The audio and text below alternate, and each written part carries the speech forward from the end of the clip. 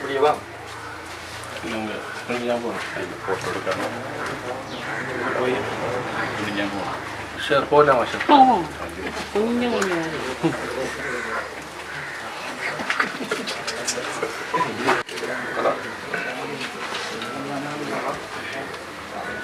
தொடர்ந்து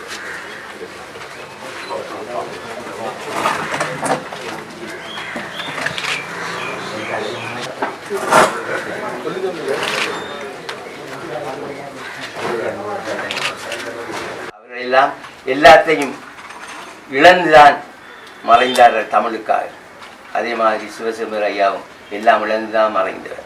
இவ்வாறு மறைந்தவர்கள் எல்லாம் தந்தை செல்வா. நான் இந்த நேரத்தில் நான் குறிப்பிடுவதை நல்லமன் நினைக்கிறேன். அப்பொழுது நான் செல்லத்தம்பு ஐயாவோட ரத்னபுரையில் அவர் அடிஷனல் ஜியாக இருக்கிறார். ரத்னபுரா கச்சேரியில் நான் அப்பொழுது இருந்து கொண்டிருக்கிறேன். அவரோடு தான் இருப்பேன். பயிலப்பணுகிற அல்போன்ஸ். இந்த பெண்களின் போராட்ட வரலாற்றில் எனக்கு முன்பு பேசியவர்கள் பல திறமைகளை காட்டியிருக்கின்றார்கள் என்று உண்மையிலே எமது இந்த விடுதலை பயணத்தில் அது அகிம்சை ரீதியான போராட்டமாகவும் இருக்கலாம் அல்லது ஆயுத ரீதியான போராட்டமாக இருக்கலாம். உணர்வு ரீதியாக மக்களை தெளிவுபடுத்துகின்ற ஒரு வேலை திட்டத்தை மங்கையர்க்கரசி அமுதலிங்கம் அவர்கள் அதிலே வழிநின்று எடுத்திருக்கின்றார். குறிப்பாக அண்ணர் மாநகர சபை அலுவலகத்திலே அதை பார்வைக்காக வைத்திருந்த பொழுது அதை பார்வையிடுவதற்கு கூட மக்கள் அஞ்சி கொண்டுதான் சென்றார்கள். அந்த அளவுக்கு அன்றைய அரசியல் அங்கே அப்படி இருந்தது. இருந்தாலும் அவரை ஞாபகப்படுத்த வேண்டிய ஒரு தருணம் இந்த மங்கையர்க்கரசியாரின் இந்த இறுதி கட்டத்திலே வந்திருக்கின்றது என்பதை நாங்கள் குறியாக்க வேண்டும். ஒரு ஆங்கில புத்தகத்திலே The Murder of a Moderate என்ற ஒரு ஆங்கில புத்தகத்திலே என்னிடம் எடுத்து கூறியிருக்கிறார். எங்கள் பலருக்கும் சொல்லியிருக்கிறேன். அது தவிர அமிர்தலிங்கம் அவர்களின் வரலாற்று நூல்கள் சிலவற்றை நான் முன்பு வாசிச்சிருக்கிறேன். அந்த வரலாற்று நூல்களிலும் மங்கையர்க்கரசியாரின் பணியை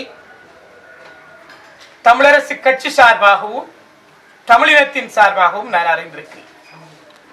1997 ஆண்டு நான் இளைஞர் சேவை உத்தியோகத்தராக தெரிவு செய்யப்பட்டு திருகோணமலைக்கு சென்ற போது உண்மையில் அவர் நினைத்திருந்தால் ஒரு கோடீஸ்வரியாக வாழ்ந்திருக்கலாம்.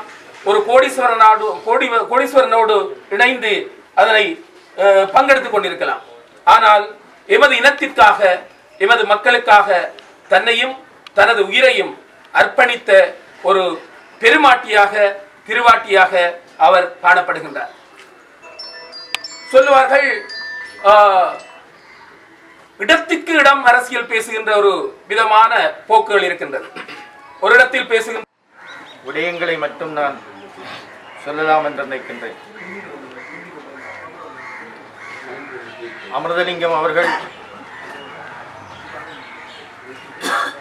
50 அரைப்பகுதிகளிலே 50களிலே அரசியலுக்குள் வந்துவிட்டார். 1954 ஆண்டு மங்கையர்க்கரசி அமிர்தலிங்கம் அவர்களும் இருந்து வழங்க விட்டார்கள். இதுவே நம்மோடு இருந்து உழைக்கின்றார்கள். எங்கள் இருவருக்கு நல்ல அடி.